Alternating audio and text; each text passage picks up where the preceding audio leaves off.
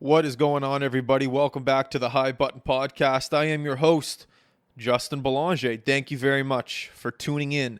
Today's episode of the High Button is brought to you by OnPoint, leading mentorship experts. If you want to hear directly from OnPoint CEO Chantel Brine, check out the conversation we had on episode 206. I will link the podcast below.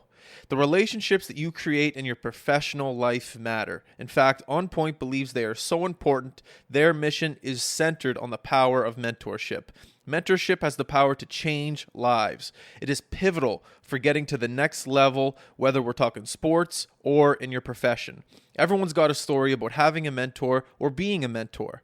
OnPoint believes mentorship should be a part of the narrative in every organization. Whether it's working with athletes like our home Quebec Major Junior Hockey League team, the Halifax Mooseheads, or an academic institution like Mount St. Vincent University, or even large organizations like Windmill Microlending. Supportive and inclusive mentorship relationships can transform an organization's culture.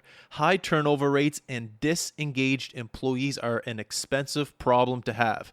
An effective mentorship program can provide options that can shift the entire future of an organization.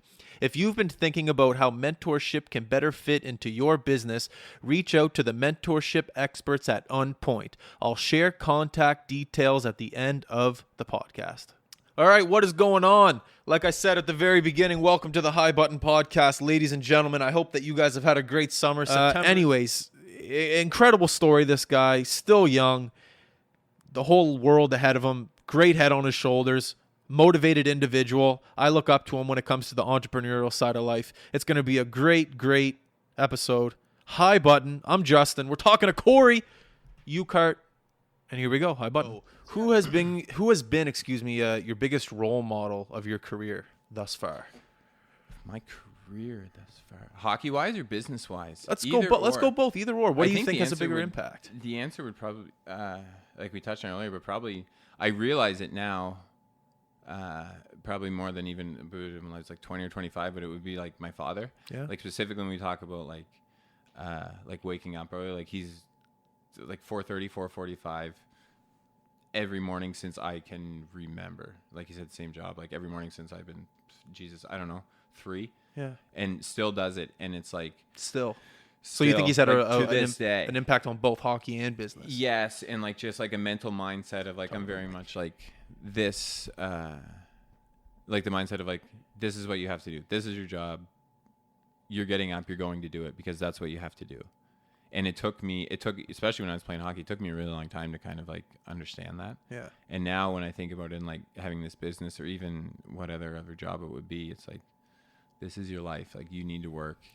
If you don't like it, don't do it. But like currently I love it. And I think he loves, what he does. Obviously he does it for so long, but you just wake up early and you do it. And now I see like that rubbing off on me. So what do you think the biggest impact that he's had on you is? It would be work ethic. I would, is what you call it, but not going about it in a way where it's like, you really need to show other people like you're the hardest working guy in the room. You don't need to go about it. It's like, no, you just kind of get up, you go do it. You don't complain. You know, I think that's also a big thing. It's like, just accept what life gives you and just, handle it and move on. So then as a business owner, how does mentorship fit into your business with your employees, for example? Do you see it happening naturally where they, look to you as a leader and want to mentor you? Or do you have like a mentorship, that's almost set in place for someone in order to move up? Yeah, I think especially with ours, like a small business, it's a lot of like lead by example. It's a lot of everybody's so tight knit.